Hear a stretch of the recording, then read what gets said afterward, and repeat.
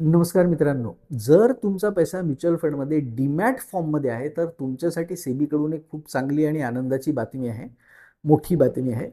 पहिले काय व्हायचं, की जर समजा आपला पैसा म्युच्युअल फंडमध्ये आहे, पण तो डीमॅट फॉर्ममध्ये आहे आणि मला जर त्याच्यातून एक रेग्युलर इन्कम आता काही हवी आहे, फॉर एक्झाम्पल रिटायर्ड पर्सन आहे, रेग्युलर इन्कम हवी आहे, तर डीमॅट फॉर्ममध्ये असणाऱ्या लोकांसाठी थोडंसं डोकेदुखी होती. त्यांना पहिले तो पैसा फिजिकल फॉर्ममध्ये कन्व्हर्ट करावा लागायचा फॉर्म वगैरे भरून. मग ते त्यांना स्टँडिंग इन्स्ट्रक्शन देऊ शकत होते म्युच्युअल फंडला, की बाबा दर महिना मला इतका इतका पैसा हवा आहे. आता सेबीनी थोडं सोपं काम केलेलं आहे. तुमचा डीमॅट फॉर्ममध्ये पैसा असला तरी सुद्धा तुम्ही त्यांना स्टँडिंग इन्स्ट्रक्शन्स देऊ शकता.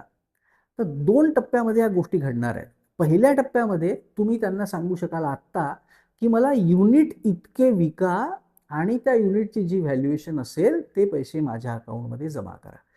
500 युनिट, 100 युनिट जे काही असेल तुमचे युनिट्स असतील.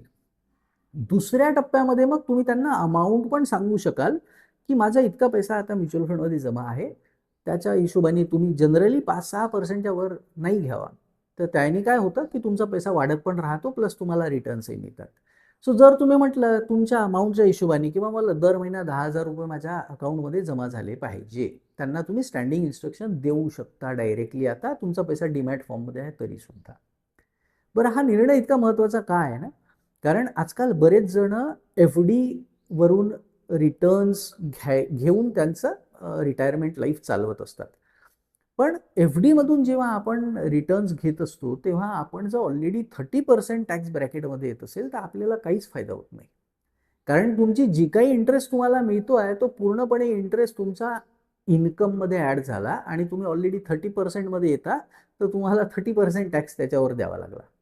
पण तेच जर तुम्ही तो पैसा एस-डब्ल्यू-पी केला म्युच्युअल फंडमधून, तर तुम्ही जो काही पैसा काढाल तो खूप टॅक्स इफिशियंट राहील. कारण त्याच्यावर long term capital gain tax जो आहे तो 12.5% आहे सध्या. याचा अर्थ तुमचा असाच पैसा वाचून गेला, टॅक्समध्येच भरपूर पैसा तुमचा वाचला. तुम्हाला व्हिडिओ आवडला असेल तर प्लीज चॅनलला सबस्क्राईब करा, व्हिडिओला लाईक करा आणि तुमच्या मित्रांसोबत पण शेअर करा. धन्यवाद.